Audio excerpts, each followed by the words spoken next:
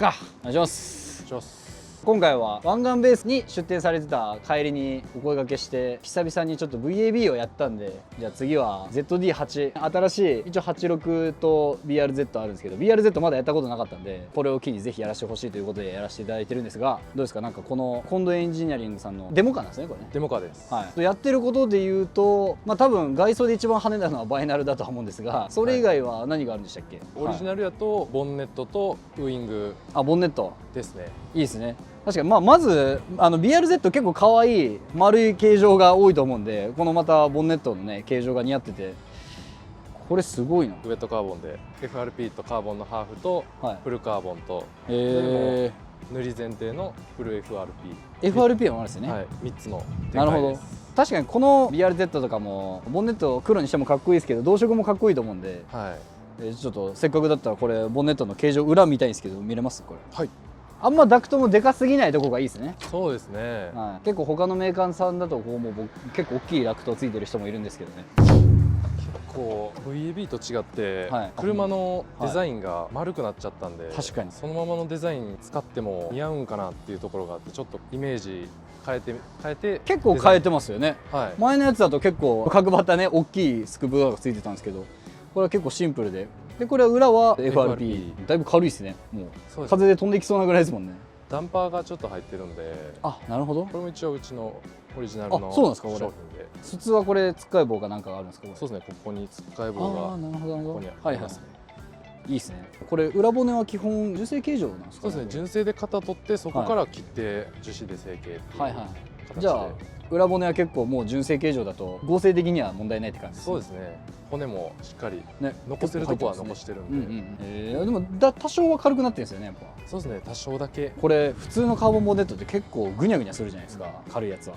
これ全然ね結構硬いですもんね。合成感はかなり出てます。あとはこのまま中に行くと基本これもうほぼライトチューンでお聞きしてたんでやってない、はい、ここがちょっと変わってるぐらいですかね。このそうですね、これ新井モータースさんのこれはちょっとだけ、はい、ちょっと軽くなります。軽くなるんですか？これ鉄の棒から一応カーボンの棒になるんで軽くなります。ちょっと見た目が鉄みたいな黒い棒みたいなやつからすると結構かっこよくなって、あと軽量化されてるのはメガライフバッテリー。これも多分在庫ある店じゃないともうほぼ買えない状態なんですけど、あとはこれが車庫長がねピュラッパーに変わってて、これオリジナルですか？はい。これなんかストリート仕様とかなんかあるんですか？いろいろと展開はありますね。これは今サーキットバージョンですか？そうですね、真ん中のグレードの匠の車庫長です。でもね乗らせてもらった感じ全然街乗りでもサーキットでも乗りやすそうだし、基本山とか気持ちよさそうだなって感じでしたけど、すごい。あとこれこのダクトが結構考えられてて、普通ここってないじゃないですか、もうここがね。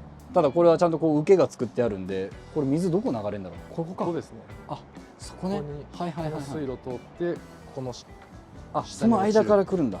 なるほど。ただちょっとエアクリはエンジンの搭載値低くしててもその分ボンネットが低いんで、エアクリはちょっとだけ選んじゃいますね。それかちょっとカットするか、何かしら車外だと考えないといけないですね。なるほど。これも納期結構かかるんですか？こういうボンネットでめちゃかかるイメージなんですけど。そうですね、大体3ヶ月ぐらいでクリア塗装で1週間2週間前後するかなっていう。やっぱそれぐらいかかりますよね。これどれぐらいの金額なんですか？ここまでクオリティ高いと結構金額が。真ん中の値段やと22万円ぐらいですかね。それプラス送料と工賃と、あとはクリア塗装するしないで値段は変わってくるっていう。あとは、BRZ と GR86 の違うのはやっぱこのバンパーなんですかね。最初バンパーが大きな違いですね。結構違いますよね。 GR86 だとここがこうカポってなってるところから口も大きく開くんですけど、逆に吸気口は結構少ないですね、冷却というか。そうですね、結構塞がってますし。ですよね。86の方が空気吸いそうだなっていうのは。なんか冷えそうですよね。BRZ の方が確かにこの可愛さがあって、ちょっと前から来るとカピバラさんみたいなちょっと可愛さもありつつで、リップは SCI 純正がついてるんですね。じゃあこれもいずれは VAB みたいなちょっと大型の出したいなっていう。あとカナハドとかもね、また一緒に出てきたらかっこよさそうですね。あとはこれ ZE40 ですね。今これって廃盤になってまたあれですか、オーダーして作れるんですか今？シャイニングブロンズメタリックの塗装のブロンズの方だと作る予定あるんですね。作る予定あり。 J 数どれぐらいで作るんですか？このサーキット仕様で作るんですか？ 10J の40で。 10J の40。へえ。でも多分みんなこれ欲しい人めっちゃいると思うんですよね、これでね、はい、フェイスがいいっすねこれ。普通の8J とか 8.5 で買うともうぺったんこじゃないですか、10J あるとねこれだけコンケーブ入るとかっこいいっすね、はい、あとアドバンとも違うコンケーブの入り方なんで。確かに RZDF とかもね一応あれ単造なんですけど、外にこう出てそうですね、スポークが出るんですけど、フェイズはリムから出ることなくスポークが落ちてくれるんで、いいっすね。これ多分みんな求めてる人多いんで早く発売してほしいですねはい、あとまあこの辺はなんかもう GR 純正の GR じゃないわ BRZ 純正の感じですか。そうですね、ここはもう純正で、はい、サイドステップだけ GR、後ろ、はい、そこの黒のこの字がある部分だけでこっちまで伸びてきてなかったんで、伸びてきてないですね。ちょっと低さ出したいなっていうのでちょっと GR に変えてみました。いいですね、ここもちょっとボリュームが出ていいですね。あとやっぱこのあれでしょ、片押しのキャリパーでもすげえ止まるこの軽量 FR もう十分ですよね正直。そうですね、はい、ただパッドだけはうちのオリジナルのサーキットスペックが入ってます。サーキットスペックなんだ、でもサーキットストリートあるんでそんなになんか初期精度ガツンとあってすげえ踏みづらいとかは別にないんですごい乗りやすいですね。踏んだら踏んだ分だけっていうイメージで作ってます、そうですね。初心者の人でも結構踏み心地もいいし、ダストはやっぱりちょっとね多いかもしれないですけど。そうですね、ダストはやっぱ出ちゃうんですけど、そんなこびりつくようなダストじゃないんで、それね大事ですからね。ついたばっかりだとこうブロワーでも飛んじゃうぐらいのダストなんで、定期的に火にかけてあげたら全然綺麗は保てるかな。じゃああとこれバイナルは相変わらずのかっこいい。これ誰がやってるんでしたっけ。なんかツイッターで何回か見かけたことはあったんですけど、うちの超常連さんがこれをやってるんですか。浦 CEO が、浦 CEO がいるんだ。浦 CEO がめっちゃかっこいいですねなんかこのデザインもね、その後ろまで全部貼るとちょっとね重たい感じになるんですけど、横だけだとね通りすがっていく時はレーシングカーみたいな感じなんで、かっこいい。あとまあやってるとしたらリアも投資ですかこれ。サイズ的にリアも投資です。いい感じ。あとデフはノーマルで、あとウィングがねかなり台形化されたウィングですが、これもなんか2種類ぐらいあるんでしたっけ。そうですね、1400幅と1600幅の2種類が展開あります。サーキットでは1600で、ストリートは1400。1410ですかね。それもう車検対応ギリギリなんですか。幅的には車検対応幅にはなります。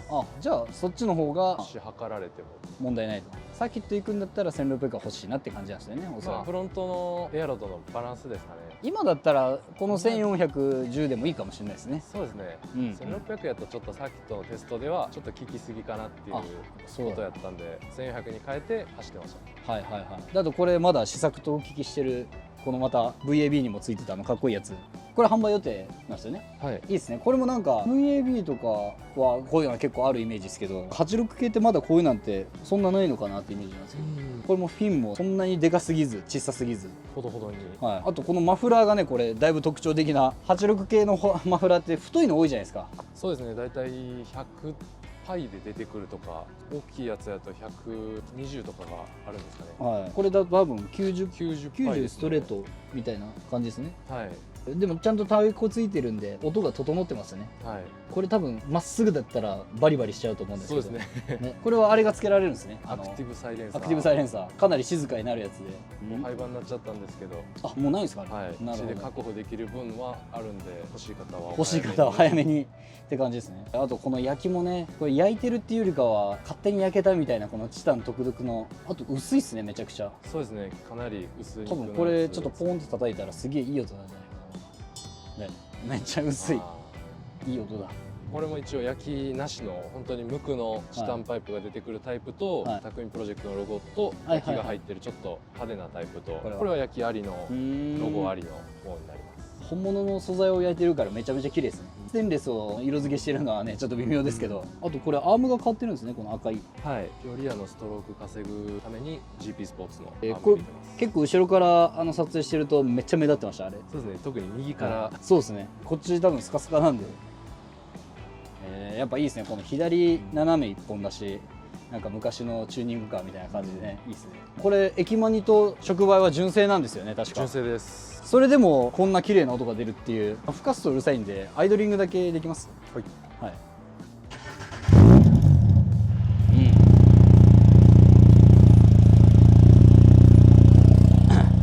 OK です。ありがとうございます。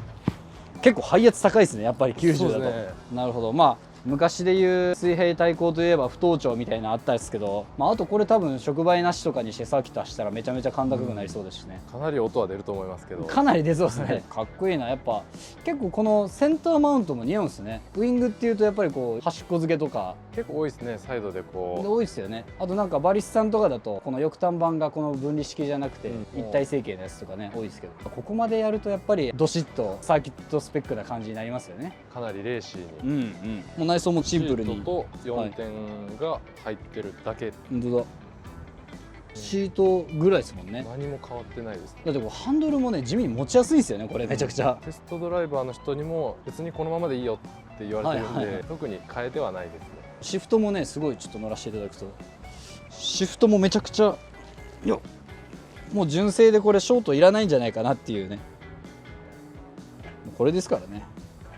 内装で GR86 と違うとこってあるんですか？メーターも一緒ですかね基本は。確かここがなんかアルカンタラになってたりするんですよね、そこら辺がね。じゃあちょっとエンジンかけていいですかこれ。どうぞ。そう全然エンジンのかかりが違いますよね。すごっ。バッテリーが変わってるっていうのも多少はありそう。ただそれもあるでしょうねだいぶ。あと違うのはやっぱりクラッチ。クラッチこれも近藤さんとこのオリジナルの ATS のカーボンシングルでもそんなね重くなくてね、さっき試乗中もストロークがこの結構少なくて踏んで3ミリぐらい離してくるともうね繋がってると思うんで、これ慣れちゃうと違う車乗れないですもんもう本当に。あとやっぱこのレスポンスですよね。これはやっぱ ECU のおかげもあるんでしょうねだいぶね。プラホもあるし、スロットルがだいぶ純正やとたるいんで、両方の相乗効果みたいな感じですね。やっぱスロットルがたるいのもあるんですか？あれは開こうとしないみたいな。なんか聞くところによるとモーターの速度が遅いみたいな、電スロのっていうのをちょっと小耳に挟んだことがあります。わざと遅くしてるとか多分あるんでしょうね、乗りやすいように。燃費とか考えたらちょっと遅くした方が燃費は稼げるんですかね。確かに初心者の人からしたら多分このレスポンスって乗りづらいかもしれないじゃないですか。そうですね。慣れてくるとねこのレスポンスの方が逆に乗りやすい人の方が多いと思うんですけど、上がり早い分落ちも早いですからね。そうですね。シフトチェンジがやっぱりゆっくりの人にはとってはちょっと厳しいですよね。シフトチェンジするときに純正のクラッチだとうわーってなるじゃないですか。それがだいぶなくなってるんで、それがいいですよね。これは ECU はどこでやってるんでしたっけ？エクテックで、うちの原車セッティングですね。でちょっとは馬力上がりつつスロットル向上しつつ中間トルク上がりつつみたいな、足がどんな感じなんですかセット的に？バネレートでいうとフロント10キロのリア12キロの。どうですか結構街もそんなしんどくなく？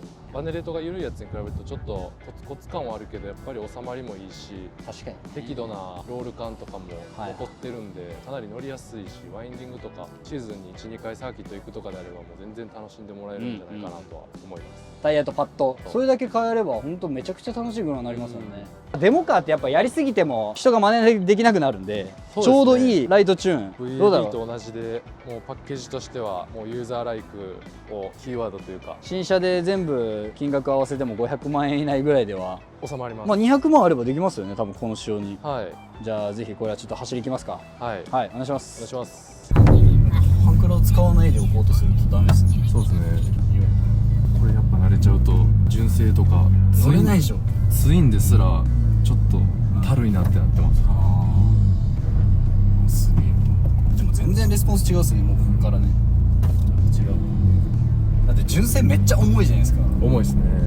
モワンから帰ってこないっていう。そうまず初手一発ポンって踏んだ時点で吹けないって。2回目から反応するみたいな。確かに。でもそれは ECU とやっぱクラッチとか全部相まってこんな感じなんですよね。そうですね。あとマフラーも変えたら多少は吹きは良くなったかなとは思いますね。でもこれエンジンマウントとかノーマルなんですもんねこれ。もうエアクリからサクションパイプから全部ノーマルですね。触媒までまさかの駅間にも純正で結構いい音鳴るんだな。さあ岡山市をやっぱ車が軽いわ全然。車の収まりが速いし軽いし。でも確かに全然レスポンス違うこれ。やばっ。こんな違うんだ。普通純正ボーンってやってもマジで反応しないじゃないですか。そうですね。ここがないですもんね普通。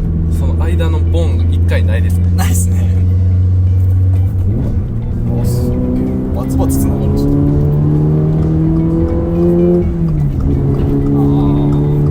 なるほどね、乗りやすいっすね。なんか誰でも乗れそうな足っすねこれは。そして変えた感もあるこの硬さ。そうですね。足乗りでもギリ使える、まあ、ギリというか普通に使えてもらえるんちゃうかなとは思います。これは確かにこういう首都高みたいな道でもそんな気にならないですね。これぐらいだったら多分ウイング外したらちょっとポンポンしそうだけど、確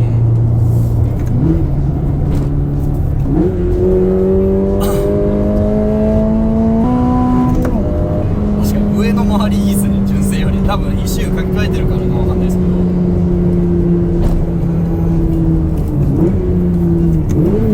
めっちゃブレーキもなんか動力にあって効く感じですねこれね。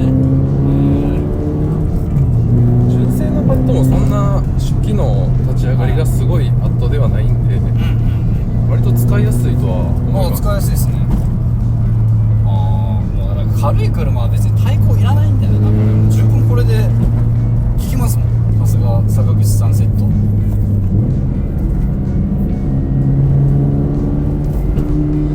の車そんな怖くないですね何も。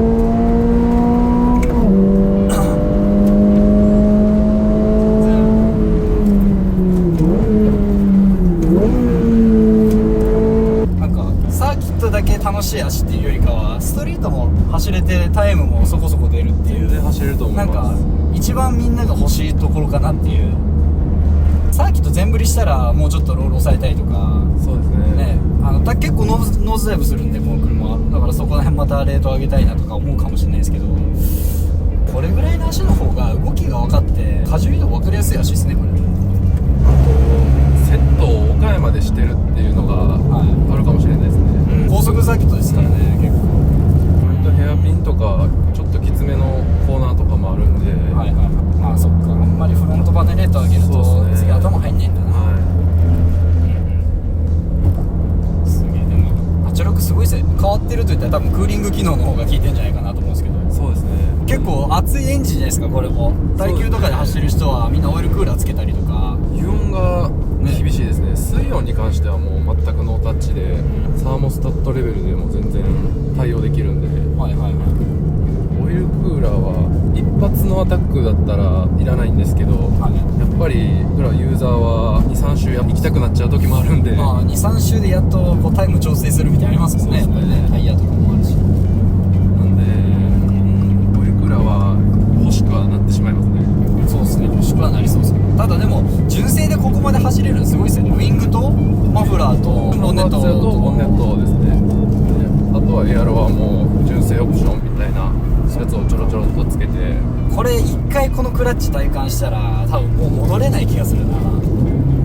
そう、もう多分このレスポンスに慣れちゃうとノーマル乗ったらあれってなるっすね。キレとつながりの速さっていうのも気持ちよさのポイントやし、そうですね。 NA 乗ってるんだったらそこ大事っすよね。ターボだともうそこら辺ちょっと諦めてる人もいるかもしれないですけど、300馬力未満やとシングルのクラッチで十分なんで。そうっすね。これだって240、50で出たらいいかなぐらいですよね。多分2人乗ってエアコン全開で加速だったら結構出てそうですけどね、馬力もね。やっぱ ECU やってるの結構でかいんでしょうね。このスロットルの結構改善されてそうなんで。そうですね。86やるとちょっと燃料薄いっぽいんで、エクテックやるとちょっと燃料濃くなって、燃費は落ちるんですけど、パワー感とかはちょっとパワー感、トルク感は出るかなっていう。86って結構6500ぐらいからパワーなんかふわーって下がっていくじゃないですか。トルク感がちょっと薄くなっていく。そうですね。それはだいぶ改善されてるような。あと排気量アップでも前型が4000、5000でちょっと息継ぎがあったので、それは改善されたとは。純正でもこっから踏んだ時なかったっすもんね、前のエンジンで。これ何キロぐらいなんだろう。1200ちょい300弱ぐらいか。デモカは難しいですよね。あんまりやりすぎるとユーザーが真似できないっていう状態になるんで、これだと多分レスポンスアップというか気持ちよさだけならマフラーとクラッチとクラッチ足でも終わりですね。そうですね。それでエクテックが20ぐらいですかね。はいはい。でもそれだけやれば壊れないそうですね、楽しい車が、はでもこれすっごいクラッチストロークとミートポイントがすっごい気持ちいい。これちょっともう3ミリぐらい足から離すともうクラッチがねつながり始めちゃう繋がろうとするんですんごい気持ちいい。いや大事だな。なんか僕も友人の86とかよく乗らしてもらうんですけど、ショップによって全然思考が違って楽しいですね。そうですね、全然違う本当に。もうサーキット専用の足のところもあればね、もう車高下げれたらいいやっていうところもあれば両立したいっていうところもね、これ絶妙なところですね。サーキットも結構いいタイム出るし、街乗りもまあ山とかはねすっげえ軽快に走りそうな、全然怖くない。やっぱ怖くない足がいいですね。どこ飛んでいくのか分かんないような足は僕はあんまちょっと苦手なんで。サーキットでもユーザーにおすすめするとなると、プロが恐怖と戦いながらそうっす切り詰めていった足よりは、ある程度懐のある足の方が、なんかあっても流れ出しがゆっくりな感じの、ちゃんと沈み込みもあるし、な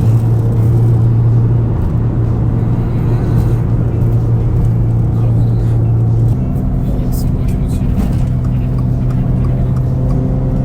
なるほどね。これあれだな、このヨレ感は多分タイヤだな。タイヤはもタイヤのヨレ感があるうちょっと溝が深いんでめっちゃ深いですよねこのタイヤね。ブロックがちょっと動いちゃってる。確かに多分これを052とかに変えるだけで多分めっちゃ動き良くなりそうな感じが。マフラーがこれ全然こもんないですね。そうですね、もう中間ストレートなんでもう全部ですよね抜けてますね。でもこれ触媒は純正で純正ですね、駅マニも純正なんで、センターパイプとリアピースのみ。すごい。結構この86ってエンジンの特性上バリバリなりやすいというか、そうですね、直感にすると作ろうとした時はそれも思ってたんで、ストレートマフラー作っても割れちゃうんじゃないかなっていうのはあったんですけど、いざ作って音聞いたら結構いい音鳴るねんなと思って、結構出口大きいマフラー多いじゃないですか。そうですね、かなりちっちゃいんで、アクティブサイレンサーとのちょっと兼ね合いがあって、90と114か5しかアクティブサイレンサーの設定がなくて、110何歩が86から出てくるとどうしても違和感が出ちゃうんで、マフラーが走ってるみたいなそんなので、すごい。これ一回なんか味わってほしいな。多分ユーザーさんでクラッチどこにしようって考えてる人だったら、これはほぼね、あとECUも何にしようかなと思ってる人からしたら、これ乗っちゃうとマジ帰りの自分の車がマジ萎えると思う。これはこんなレスポンスないもんな。これに慣れてグリッピングしてると帰りの車の女性クラッチが逆にギクシャクするみたいな、あ逆にね全然上がってこうへんから。確かにこれすごいつながり分かりやすいですね。確かに多分最初 1,2 回ミートになれればもう全然普通の女性でも乗れると思うんですね。これは動力はちょっと重くはなってしまうんですけど、純正がちょっと軽すぎるっていうのがあるんで、いやスポシャ乗ってるんだったらこれぐらいは欲しい気がしますけどね。まあ割と使ってて噛み応えのある踏み心地というか、とはいえライブみたいなカーボンのそうですね、あれみたいな感じのうわー重っっていう感じではないんで、適度に程よい重さが程よいすげえこもりやすい。ここの辺の回転域がすごい抜けてる。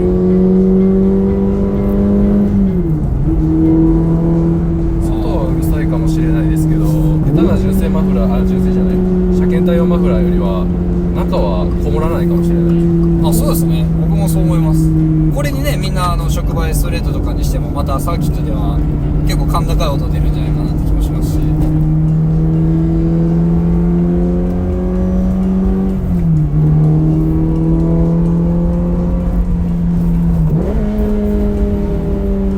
タイヤ寄れる。すんごい寄れだこれ。これやばくないですかこれ。ちょっと遅いですね、反応が。そうそう、多分タイヤだなこれ。で足の反応が速いからタイヤに全部いってますねこれね。純正の足だってあんま気にならないと思うんですけどね。面白い。これぐらいパキパキ動く足の方が気持ちいいな。だからこそタイヤが大事になるんだな。そうですね、箱自体の合成はあるんで、めっちゃあるっす。もう補強パーツはもうほぼというか一切ついてないんですよね。タワーバーもついてないし、いらないんだ。でも確かに箱合成全然違うみたいですね。ズンロックとかと前方乗ってても全然同じ足つけても動きは全然違いますね。こっちの方が箱の剛性があるから乗り心地がいいんですよね、なぜか。なるほど。逆に6型に同じ足つけたらあれなんかガタガタするの。多分ストラット周りも結構硬くなってるんだろうな。休日本当に朝一とかでもね、ちょっとワインディング行こうかなっていう。はい、全然その帰ってくるときは疲れたって感じの車じゃないですね。こういう車が一番いいんだよな。最終みんな戻ってくるところは内装ありエアコンありライト中トラブルフリーで。そうっすよね。結局車って壊れてるとき一番萎えるんだよな。メンテフリートラブルフリーで。あ、でもこれマジでいい。このレスポンスマジでいいわ。こっちの方がバキンって繋がってくれるんで。確かにツインがちょっともたつくなみたいな。このね、ほんとバキンって繋がるんだよな。とはいえなんかミッション壊しそうなね圧着ではないんで。そうですね。カーボンなんで一瞬ちょこっと滑ってくれるんで。カーボンクラッチすげえな。あとシャラシャラならないのもね結構嫌な人いるじゃないですか。めっちゃ改造車感があるっていうので、始動の時にちょっとだけチャリーンっていう音がするぐらいですね。そんな気になるような音量ではないんでいいっすよ。ただちょっとミッションの音が結構入ってきちゃうんで、あーガラガラ音が。そうですね、確かにガラガラ音すごいですね。エアコン切ったらそうでもないんですけど、エアコンつけてるとどうしてもガラガラガラガラ言っちゃいますね。確かに。まあそれもレーシーの一つということで、ありがとうございます。ありがとうございました。まあ宮城の足とは全然違うな。